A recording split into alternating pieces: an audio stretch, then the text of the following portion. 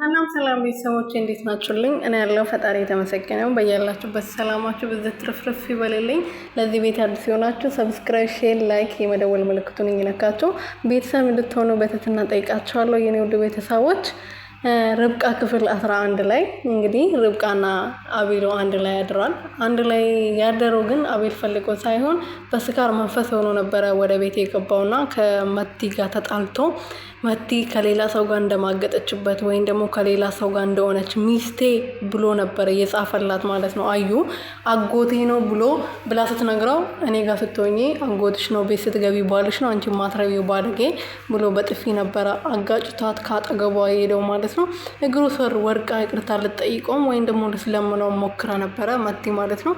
ግን እሱን ሊሰማ ፈቃደኛ አይደለም። ምክንያቱም ከዚህ በፊትም በተደጋጋሚ ስልክ ሲደወልላት ጃኬቴን ራሱ ለብሰሽ ወደ ቤት ግቢ ሲላት እምቢ እያለች ነበረ እና የአጎቴ ያለ የአጎቴን ለብሳለሁ አጎቴ ሲያይ ደግሞ ሌላ ነገር ይመስለዋል ይቆጣኛል ብላ ነበር እምቢ ስትል የነበረው ማለት ነው። እሱን ካገጣጠመው በኋላ በቴክስቱ ምክንያት እንግዲህ በጣም ተናዶ ነበረ። ሰክሮ ጠጥቶ ወደ ቤት የገባው። ወደ ቤት ሲገባ እንግዲህ ልክ እንደ ሚስት ቁጭ ብላ ስትጠብቀው ነበር ርብቃ።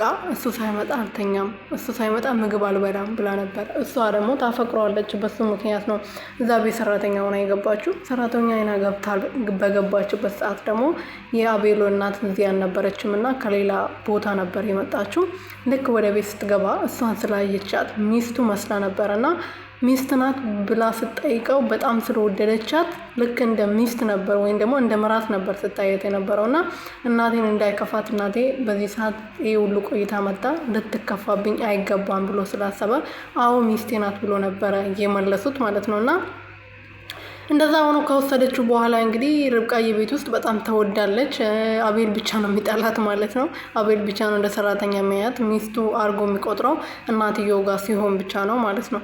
አብሮ ካደሩ በኋላ እንግዲህ እኔ አልፈልግም አቤል ነገ የምትሳሳትበትን ወይም ደግሞ የምትናደድበትን ነገር አትስራ እኔ አልፈልግም ብላው ነበረ። እሷም በግድ ነበረ አብሮ እንዲያደሩ ያስገድዳት። ግን እሷ ያው እሱ በስካር መንፈስ ነው፣ እሷ ደግሞ ስለምትወደውና ስለምታፈቅረው ነው እንጂ ገፍትራው መሄድ ትችል ነበር። ግን ትፈልገዋለች ልጁን፣ ከሱ የሆነ ነገር ማግኘት ትፈልጋለች። በሱ ምክንያት ነው እንደዚህ እየሆነች ያለችው ማለት ነው። እና እሱም እንደዛ ስላላት እሷም በፈቃደኝነቷ ነው አብሮ ያደረችው። እንደውም አብሮ ከተኙ ከትንሽ ደቂቃ በኋላ ብቻዋን ነግዳ ስስቅ ነበር ደስ ብሏት ማለት ነው። ግን ይሄ ይፈጠራል ብላ አስባ አይደለም። በጠዋት ሲነሳ እንግዲህ ምን አባሽ ትሰሪያለሽ እዚህ ላይ ብሎ ሲጠይቃት እንደ ራሱ እኮ ነው ማታ እንደዚህ ካልተኛም ብለህ ስታስቸግረኝ የነበረው፣ ከዛ እኔ ምሽ ያልኩክ እኔ በሰክር አይደል እንዴ ሰክር አይደል የመጣሁት እንዴት እንደዚህ ታረጊያለሽ ብሎ እየተቆጣት ነበረ። እንደዛ መሆኑ እንግዲህ አብሮ አድሯል። በዛ ላይ ደግሞ የእርግዝና መከላከያ አምጥቶ ገዝቶ ሰጥተዋታል። እሷ ግን አልዋጠችውም፣ ምክንያቱም ከሱ ማርገዝ ትፈልጋለች። በዛ ላይ ደግሞ የአቤል እናት ልጅ ውለዱ በዚህ ቤት ውስጥ ሌላ ልጅ ማማየ ማለት ነው ልጅ ብኖረኝ ደስ ይለኝ ነበር ልጅ ብኖርና ከኔ ጋር ብጫወት ብላ እያስተረገቻቸው ነው። በዛ ላይ ደግሞ ርብቃዬም ይህን ስላወቀች ልጁን የምታስወርደው አይመስለኝም፣ ወይም ደግሞ ፈጣሪ ከሰጣት ካረገዘች መድኃኒቱን አልወሰደችም ማለት ነው።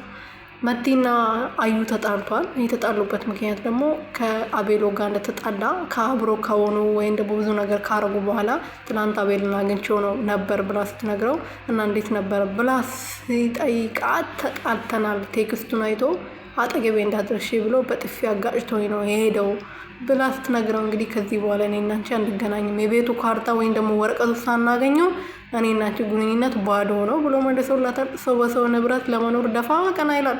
እኛ እዚህ ደግሞ በመዳም ስራ ወገባችን ቅንጥስ ይላል። ይሄ ትክክል ነው ብላችሁ ታስቡ